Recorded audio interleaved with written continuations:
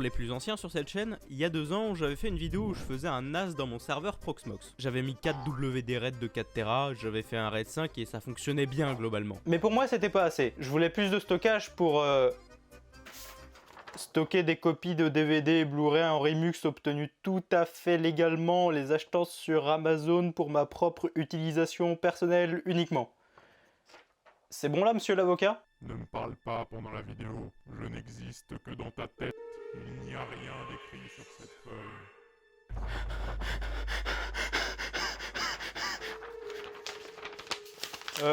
J'imagine que c'est bon. Mais j'ai essayé de trouver le meilleur rapport poids-prix pour le stockage. Des disques qui, quand même, n'excédaient pas 500 €, hein. Je suis pas Crésus, je suis plus Diogène. Enfin, juste niveau thune, hein. J'habite pas dans une demi-jarre et c'est plutôt propre chez moi. Bah ouais, moi je joue pas à LoL. Et donc pour un prix raisonnable de 377 € sur l'Amazon allemand. Ouais, parce qu'il y a moins de taxes sur le stockage chez les Allemands. Vous savez qu'en France, toutes les marques qui vendent du stockage doivent payer une redevance par rapport aux copies privées de films et séries que vous pouvez mettre dessus. Techniquement, c'est surtout pour le piratage du coup. Et que c'était répercuté sur le prix final, du coup les Allemands sont plus compétitifs sur le stockage en général. J'ai trouvé des disques Seagate Exos de 28 Tera recertifiés. C'était le meilleur rapport poids-taille que j'ai trouvé dans toutes mes recherches en tout cas. Mais dis donc, Jamy, Villig, c'est quoi un Seagate Exo? Et c'est quoi la différence entre les Iron Wolf, les Barracuda, ou je sais pas trop quoi? Alors chez Seagate, il y a 4 gammes de HDD. Les Barracuda, les Iron Wolf, les Skyhawk et les Exos. Et ils ont tous leurs particularités. Les Barracuda, c'est les moins chers et les moins fiables, même s'ils restent bons sur la durée, hein, mais ils le sont moins que les gammes au-dessus. Ensuite, on passe tout de suite du moyen de gamme au haut de gamme. Il n'y a pas vraiment de bas de gamme.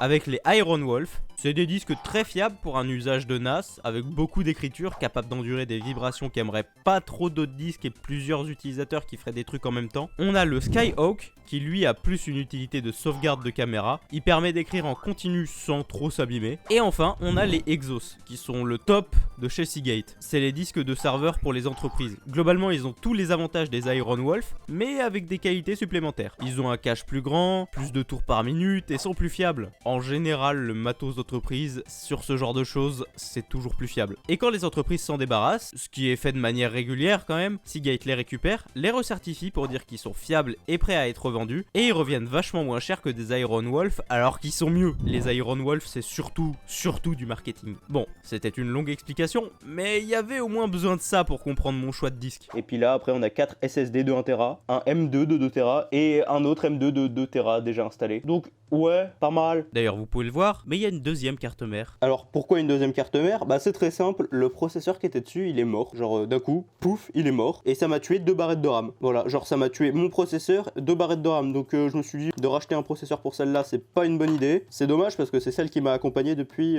genre, 2018-2017. C'est dommage, j'aurais bien aimé l'utiliser, mais je préfère avoir un truc un peu plus safe. Parce que là, comment vous dire que quand il y a tout qu'à casser d'un coup, j'étais un petit peu chafouin. Voilà. Donc, celle-là, on ne l'utilisera pas. Je vais même dire qu'elle peut disparaître. Voilà. Donc, ça, là, c'est les barrettes qui m'a tué. Heureusement que les barrettes de DDR4, depuis le temps, ça a baissé en prix en occasion. J'ai pu en acheter 2 autres un peu comme celle-là. 16 Go les deux. Au moins, ça me fera 64 avec ces deux-là. Donc, on est pas mal. Donc, pour la carte mère, on a un ventilateur Intel de base. C'est fonctionnel. Et en dessous, on a un i7 9700. Je suis plutôt content parce que j'ai acheté cette carte mère 100 balles avec le processeur. Et le gars ne savait pas ce qu'était le processeur. Il m'a juste dit c'est un i7. Donc, pour ce truc-là, c'était soit un 8ème, soit un 9ème gen. Je me suis dit, de tous les cas, vas-y, ça passe pour 100 balles. On va pas trop s'embêter. Donc, j'ai pris et c'est un 9ème gen. Donc, c'est pas trop mal. Et sinon, pour finir de présenter le matériel rapidement, on a cette carte 10 Go. Donc, c'est une carte 10 Go. Qu'est-ce que vous voulez que je vous dise de plus? C'est pour avoir du réseau rapide. J'en ai une autre sur mon PC pour faire des transferts rapides, vu que c'est un NAS. Et là, on a une petite carte, c'est pour pouvoir mettre beaucoup de disques, globalement. Parce que chaque petit truc comme ça, on peut brancher un câble qui fait 4 câbles SATA. Donc on fait vite le calcul, hein. C'est 16 du coup. Donc c'est vraiment pas mal quoi. Et on a la grosse alim qui est une HX1000i. Donc c'est une alim Corsair de 1000 watts en 80 plus platinium. Donc ça coûte une blinde, je l'ai eu vraiment pas cher, avec une certaine technique que je ne détaillerai pas, mais je l'ai eu vraiment pas cher, 40 €. Et finalement on a cet énorme boîtier, il est vraiment immense. Genre regardez, face à la carte mère, il est immense. Voilà, par rapport à ma main, et ma main est vraiment pas si petite que ça. Donc c'est un fractal. Define 7 XL. C'est juste qu'on peut mettre beaucoup de disques dedans, donc je l'ai pris, vu que je veux mettre beaucoup de disques à terme. Pour l'instant, j'en ai que 3. Mais au fur et à mesure, ça va s'améliorer. Et donc pour supporter le 10 Go, il y a une petite modif dans mon réseau maintenant, c'est que j'ai ce petit switch 10 Go. Donc il y a un câble qui va direct vers ma box, Freebox, il y en a un vers mon PC, il y en a un vers ce switch en dessous qui fait du 2,5 parce que j'ai la Freebox Delta qui fait pas directement le 2,5 Go et j'ai le dernier câble qui va directement vers mon PC. D'ailleurs, on va pouvoir retirer ce petit plastique de protection là.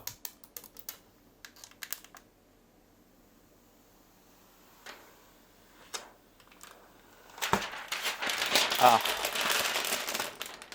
ça c'est mieux que le sexe. D'ailleurs, la plupart des composants que vous voyez là, c'est de l'occasion. Ok, donc j'ouvre cette boîte des enfers. Ah, c'est là, ok. Petit coup d'opinel. Voilà, on le met là. Voilà, on le met bien dedans. Petit coup de tournevis. Et on sera tout bon niveau des SSD M2. Nickel. Bon, on va juste réinstaller les barrettes de RAM maintenant. Pour cette carte mère, je sais pas lequel il vaut le mieux. Ah, attendez. Si, il vaut mieux le B2 et le A2.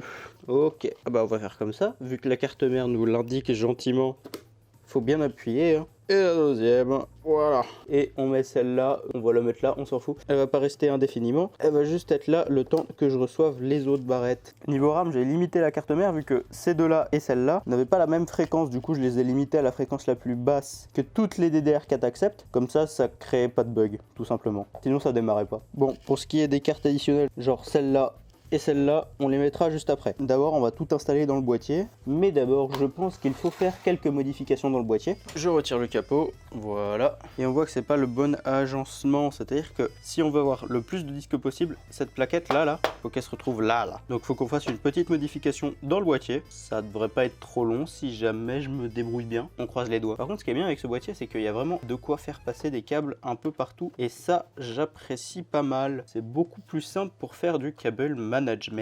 D'ailleurs, j'ai la boîte que je vous ai montré là tout à l'heure, Define 7 XL Accessories. Dedans, j'ai deux trucs pour ranger des disques. Dans cette position là qu'on va adopter, donc c'est-à-dire qu'il y a tous les disques qui sont derrière ça là normalement, vu que ça on va le déplacer, et on peut en mettre d'autres là.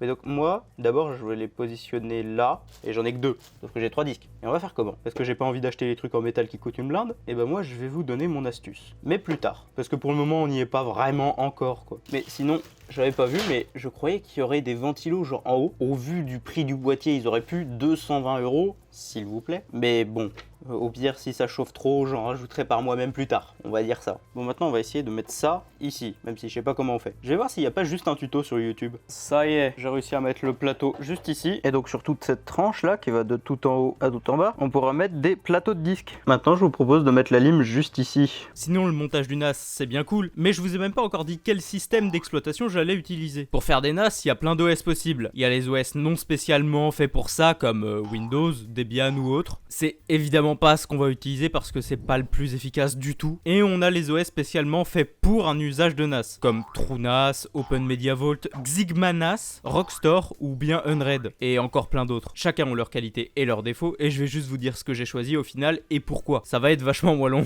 Alors, moi j'ai choisi Unread. Alors, pourquoi Unread? C'est très simple, il correspond à tout ce qu'il me faut. Il permet de faire un agrégat de disques, je dis agrégat de disques parce que c'est pas un RAID, sinon ça aurait été plus simple à dire. Qui permet d'avoir des disques de contenance différentes, de rajouter des disques après la création de l'agrégat, de rajouter des disques de parité après la création de l'agrégat et le rajout de nouveaux disques. Le problème de ce système, cependant, c'est que les données sont stockées disque par disque et pas réparties un peu sur tous les disques comme dans un RAID, ce qui permet pas d'atteindre la vitesse de tous les disques cumulés. C'est d'ailleurs pour ça que nous avons deux SSD M2 de 2 Tera pour faire un cache qui nous permettra d'envoyer les données en 10 gigabits par seconde et qu'après les SSD les envoient au disque à des heures et des dates définies. Bon, je divague quelque peu. L'avantage d'Unread aussi, c'est toutes les applications disponibles. Alors, je sais qu'il y en a pas mal sur TrueNAS et beaucoup moins sur OpenMediaVault, mais Unread était quand même le plus satisfaisant à ce niveau. Quand je parle d'applications, je parle de trucs comme un gestionnaire de fichiers du NAS sur une interface accessible sur le navigateur, ou bien surtout des trucs plus poussés genre Jellyfin, qui est vraiment une application incroyable. D'ailleurs, si vous voulez que je vous en parle un jour en vidéo, n'hésitez pas à vous abonner, à liker et à me dire que vous voulez une vidéo sur Jellyfin en commentaire. Donc globalement, Unread répondait plus que les autres à mes exigences. La seule différence avec les autres, c'est que Unread, c'est payant. Ouais, j'ai payé Unread, ça fait mal. D'ailleurs, j'ai pris la licence qui permet d'avoir autant de disques qu'on veut, parce qu'il y a 3 licences. Ouais, ça je connais bien les licences. Il y a la licence 3, c'est pour l'alcool inférieur ou égal à 18 degrés. Et il y a la licence 4, pour l'alcool au-dessus de 18 degrés. Mais tu te faire gaffe, hein, la licence 2 elle n'existe plus, on a plus 3. Elle a été remplacée par la licence 3. Toutes les licences 2 c'est des licences 3. Hein, voilà.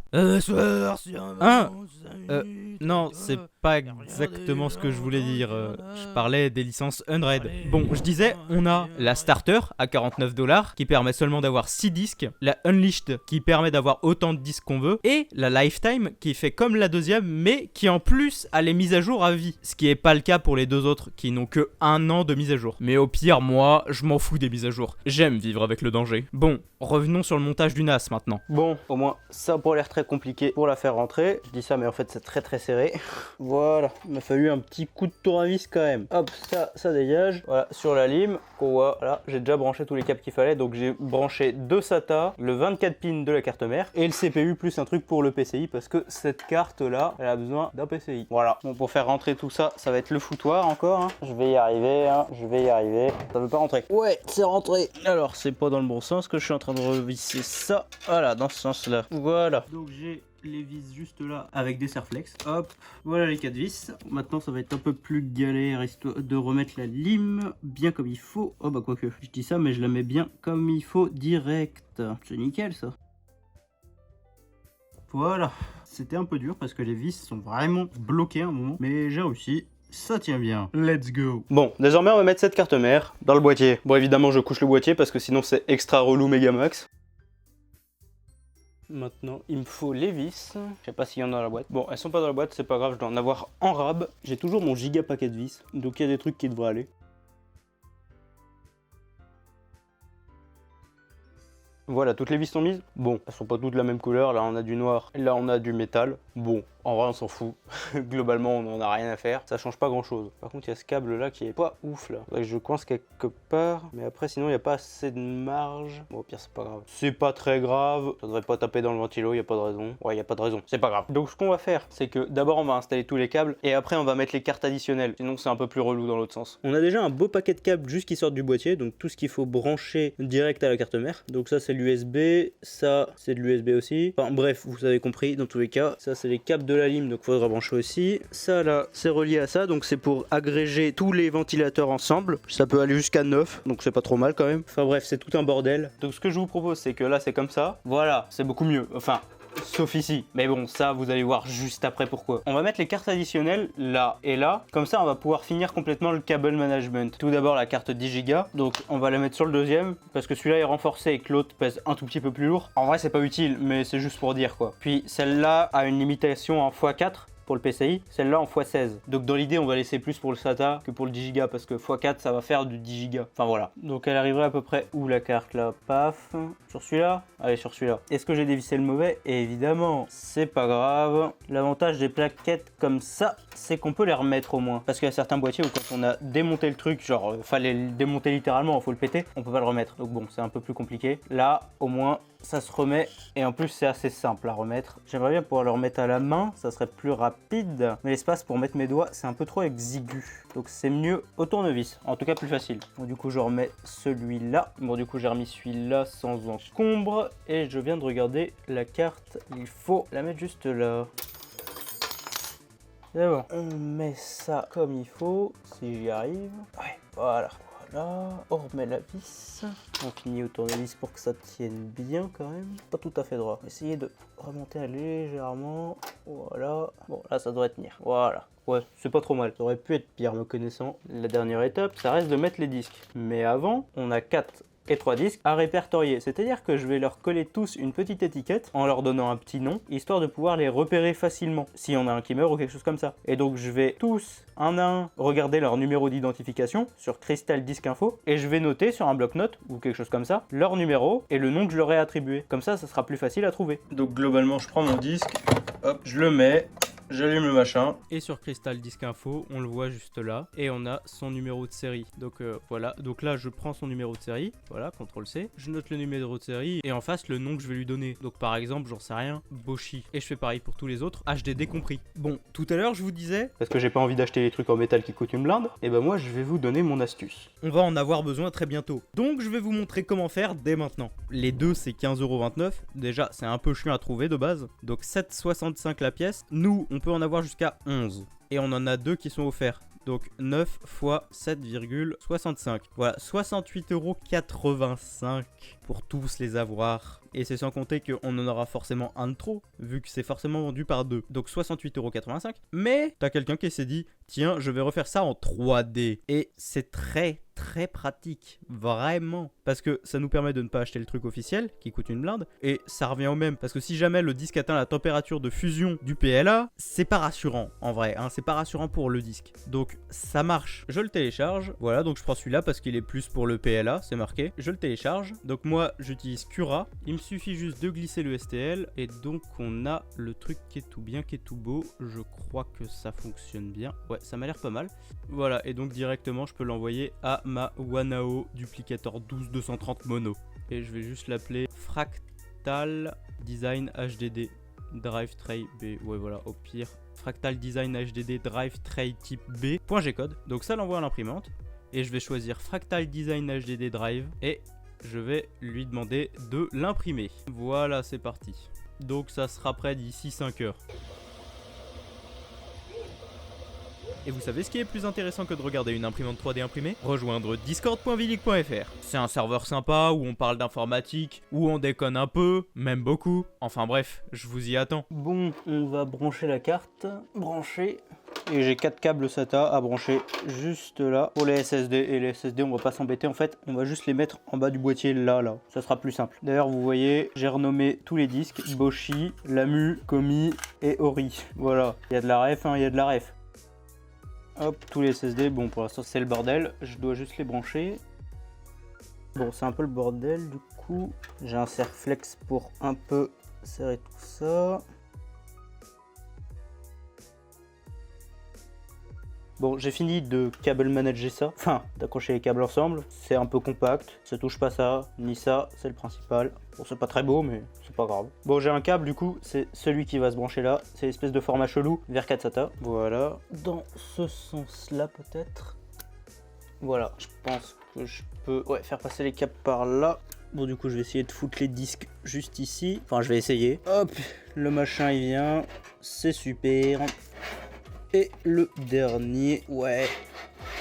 Voilà. Ce qui est bien, c'est qu'on a tout pour pouvoir fixer les disques. C'est plutôt pratique, on va pas se mentir. Donc d'abord, on a Gaspard. Le truc, c'est que je sais pas exactement quelle vis je dois prendre pour quel truc en fait. Genre là, j'ai HDD Dampener, mais je sais pas sur quoi je dois le mettre, genre. Et c'est tout bon pour le dernier. Je pense que les petits patins en caoutchouc là, c'est pour éviter que toutes les vibrations, elles aillent dans tout le boîtier. C'est-à-dire que ça va arrêter un peu. Enfin, en tout cas, ça va atténuer un peu. Bon, allez, on va replacer ces trois là dans le boîtier.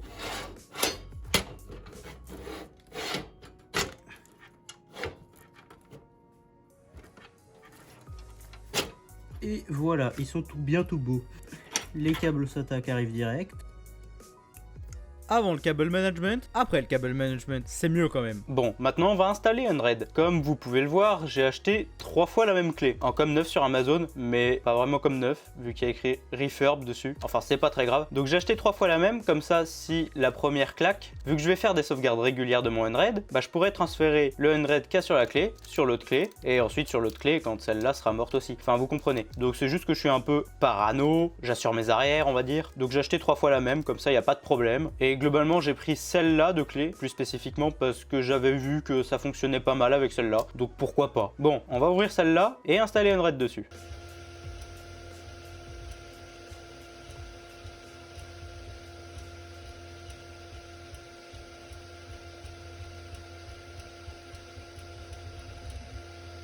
Ce qui est bien avec Unraid, c'est que c'est facile à installer. Il suffit de taper Unraid, Get Started, vu que moi j'ai déjà acheté Unraid, et ça fait mal. Download for Windows, j'enregistre, et je vais pouvoir créer une clé.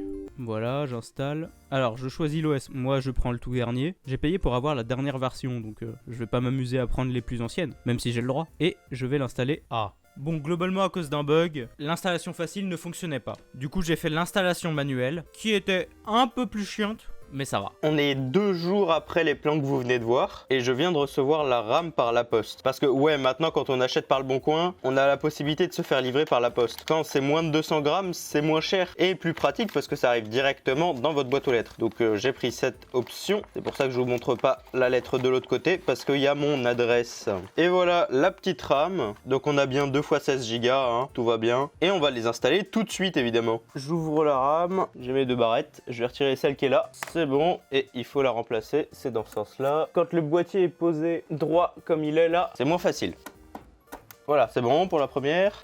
Et voilà, les barrettes sont installées. On peut donc refermer. Et normalement, je suis pas prêt de le rouvrir tout de suite. Bon, maintenant qu'on a tout fini, je vais mettre la clé USB avec Unread. Un petit HDMI parce qu'on a 2-3 réglages à faire. Le SFP+ pour les 10 Go et un petit combo clavier-souris.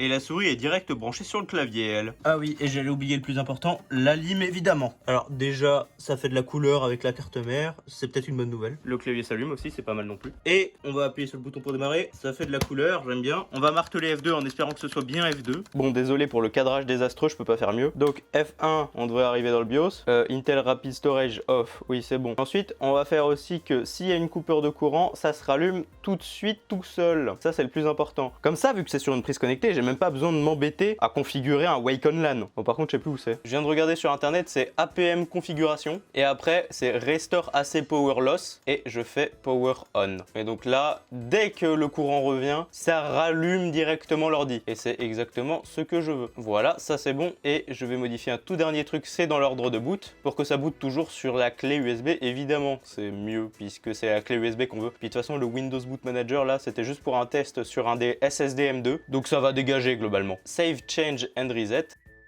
Nous voilà sur mon interface Unread. Alors à la base, je devais vous montrer ça pendant que je le fais, mais évidemment, je ne sais pas configurer un OBS et j'avais pas le son. Ouais, pas pratique. Du coup, je vais vous le montrer maintenant que c'est fait. Donc d'abord, là, on a l'agrégat de disques. Donc on a nos 3 disques de 28 Tera, un pour la parité, les 2 autres pour le stockage. Là, on a nos 4 SSD de 1 Tera, donc 2 Tera utilisables. Ils stockent juste des applications pour le moment. Et on a nos 2 SSD M2 de 2 Tera qui permettent de faire le cache. Donc là, on peut voir qu'il y a 1,28 Tera utilisé. Donc ça veut juste dire que j'ai pas encore move les fichiers des SSD au HDD, ce que je ferai probablement ce soir. Et puis de toute façon, je l'ai configuré pour que ça se fasse automatiquement tous les certains temps. Et sinon, pour construire l'agrégat avec le disque de parité, ça me prend environ 1 jour et 16 heures à chaque fois. Voilà, c'est très long. Bon, mis à part ça, là, on a mes applications. Donc on a Jellyfin, que je vous montrerai pas pour des raisons légales, mais c'est vachement cool. Et on a le File Browser, donc je vous en avais parlé tout à l'heure. Ça permet de voir ses fichiers et ses dossiers en ligne sur une belle petite interface comme ça. Donc là par exemple, je sais pas, je vais aller sur pourquoi tout le monde déteste Windows Vista là. Donc on a pas mal de trucs, j'en sais rien. Je clique sur quelque chose au pif, je sais pas, voilà une vidéo. Et là par exemple, c'est une fraction de la vidéo que j'avais rendue et puis on peut la voir directement comme ça. Ça reste moins bien qu'un Jellyfin, mais pour ce que ça fait là, c'est pas la même utilisation évidemment. Donc c'est vraiment pas mal. Et donc on peut voir des images aussi. Enfin bref, c'est vraiment pratique. Sinon, on a aussi ce petit plugin. Ça permet de voir les disques. Donc j'ai configuré ça pour qu'on voit bien les disques, leurs problèmes, etc. Donc là, on a bien nos 3 disques de 28 Tera. Donc Balthazar, Melchior et Gaspard, donc je leur ai donné les noms, comme ça c'est plus facile à trouver celui qui tombe en panne. On a nos 2 SSD M2 de 2 Tera et on a nos 4 SSD de 1 Tera. Donc on a bien Boshi, Lamu, Ori et Komi comme je l'avais dit tout à l'heure. Et donc là on peut voir le magasin d'applications, donc c'est des applications gratuites évidemment. Et donc il y en a vraiment pas mal, là il y en a juste quelques-unes parmi les plus populaires, les plus trend, etc. qu'on peut voir, mais sinon on peut vraiment en avoir beaucoup, mais genre vraiment beaucoup. Et donc là on a tout ce qu'il faut. Donc si jamais j'ai une application que je veux installer un jour, je sais où la trouver, c'est très pratique. Là on est sur le partage Samba du NAS, donc je vais essayer de transférer un fichier. Donc je transfère un gros fichier de 54 Go, voilà, et comme on peut le voir, on est autour du 10 gigabits par seconde, parce que 1 gigaoctet par seconde c'est à peu près 10 gigabits par seconde. Donc comme on peut le voir juste là, on est autour de 10 gigabits, bon on n'est pas tout à fait à 10 gigabits, ça fluctue forcément, mais on est quand même globalement prêt, donc c'est pas mal quoi, vraiment pas mal. Bon je vais arrêter le transfert, ça sert à rien. Et sinon si on revient sur cette interface, on a de la chance, il n'y a aucun disque qui surchauffe. Sinon il apparaîtrait en orange au lieu de vert là. Mais sur les images que je peux pas vous montrer parce qu'il n'y a pas de son, j'avais des disques qui surchauffaient. Donc je vais vous montrer des images de moi qui installe des nouveaux ventilateurs. Voilà, c'est juste pour pas que vous soyez surpris.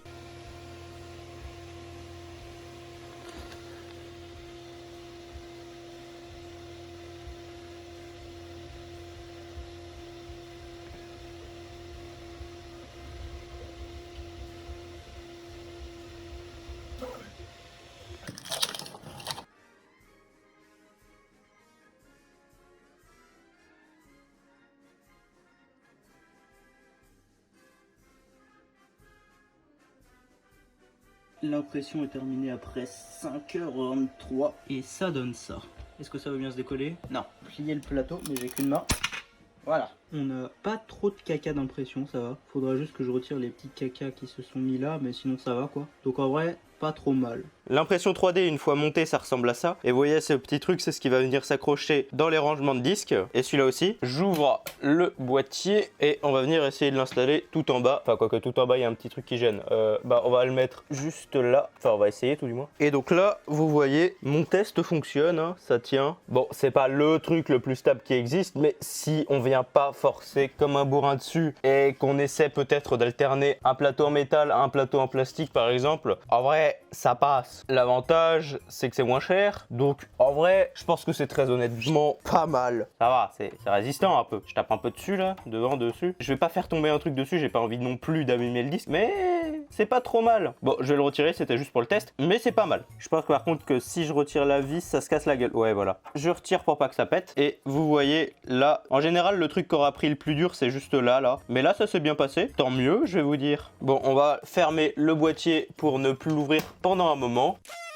Bon, nous arrivons enfin au terme de cette vidéo. Alors tout d'abord, je vous félicite d'être arrivé jusqu'à la fin de ce moyen métrage. Vous n'êtes pas tombé au combat, bravo soldats. Mais surtout, il y a un moment où il serait temps de conclure et de dire ce qui vous intéresse le plus. L'argent! Combien m'a coûté ce NAS? Parce que tout au long de la vidéo, on a pu voir beaucoup de composants assez chers. Alors, combien ça m'a coûté au total? C'est quoi le nombre? On veut savoir! Eh bien, le total, c'est ça. 2060,49 € en omettant volontairement 2-3 trucs pas très importants comme certains câbles et ce genre de choses. Sinon ça prendrait 3 plombes à calculer. Mais ouais, globalement je vais manger de l'air et mon banquier va m'envoyer 2-3 tchétchènes pour me refaire les genoux. Mais ça valait le coup. Maintenant j'ai un NAS vraiment super sur lequel je peux stocker des quantités de fichiers énormes dans des qualités de dingue sans me poser de questions. Et surtout en envoyant tout ça à haute vitesse. Et ça c'est vraiment ce que je voulais. Pouvoir stocker sans me soucier d'avoir un disque bientôt plein. Enfin voilà, merci aux membres pour votre soutien et vos pseudos s'affichent tout de suite à l'écran.